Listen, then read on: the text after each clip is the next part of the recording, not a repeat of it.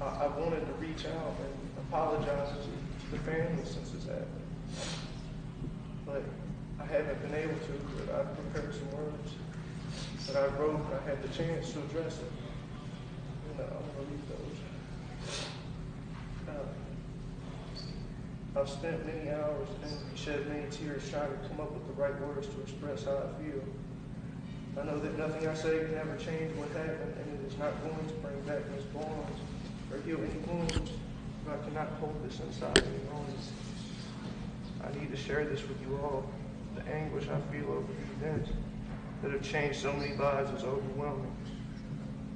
I'm so sorry for the pain I've caused your families, and I want you all to know I would never choose to put anyone through what I've put you through. I would never intentionally hurt anyone, let alone take an innocent life. This is a burden I must carry and think on the rest of my life. In the Bible it states you should only ask for forgiveness once, as long as it comes from the heart. However, for this circumstance, I don't feel that once is enough. I pray to God every night for forgiveness, to have mercy on me, to be there for me, and to guide me in the right direction. I pray for your families, for your forgiveness, and I pray that you all do not hate me for what I've done. I wish I could go back that day and God would allow me to exchange my life for Miss Barnes. I'd gladly give my life to keep her and the little girl out of harm's way. It pains me to know that I have caused so much hurt in so many people's lives. And the only thing I feel I can do to try and make a difference is change my life and not fall back into that same cycle. I want everyone to know that I have had every opportunity to use since I've been incarcerated, but I refuse to have anything to do with it. I feel like never touching that poison again and changing my life is the only thing I can do to honor both victims involved and their families. I've dedicated my life to change, and I made a promise to God and my family. Now I'm making a promise to your families that I will never fall back into that same cycle. I'm changing my life in order to help the next addict. I need to share my story, to share my struggle, to keep as many people as I possibly, to help as many people as I possibly can. And this is something that has become part of my daily life. I'm constantly sharing my story with other inmates and hope that I can get through to somebody.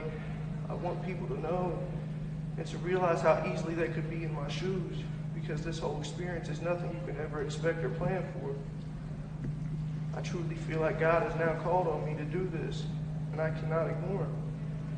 I just want everyone to know the impact this whole situation has had on my life. I'm sorry it's taken such a drastic situation for God to grab my attention, but I promise you that it's not going to be for nothing. I will never forget Miss Barnes, and I thank God every day that the little girl was spared. Both of you will forever be embedded in my memory and my prayers, and I pray that someday you and your families can forgive me for all the pain that I've caused your families. And even after I read all that, I still feel like I haven't even said enough. What can I say to ever change what's happened or bring her back?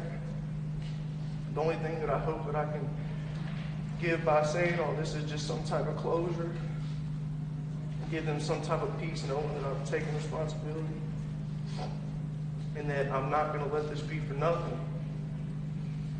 The only peace that I find in all this is just knowing that I feel like I have a purpose now, that I have the chance to help somebody, and I feel like that it's preparing me for something greater.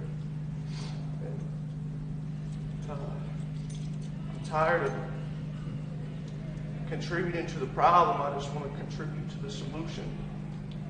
And I know that I have a long road ahead of me, but I have a solid plan on what I want to do.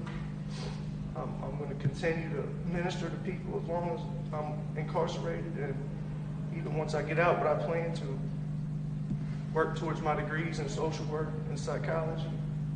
The way I can try to share my story and try to affect somebody to save as many people from going through what I've put their families through. and trying to save some lives. And that's the only peace that I could even find in all this. And with that being said, I just want to apologize once again. And I pray one day that they can forgive me. I know that it may take some time, but I hope that one day they can. That's all I got. I appreciate everybody for listening to me.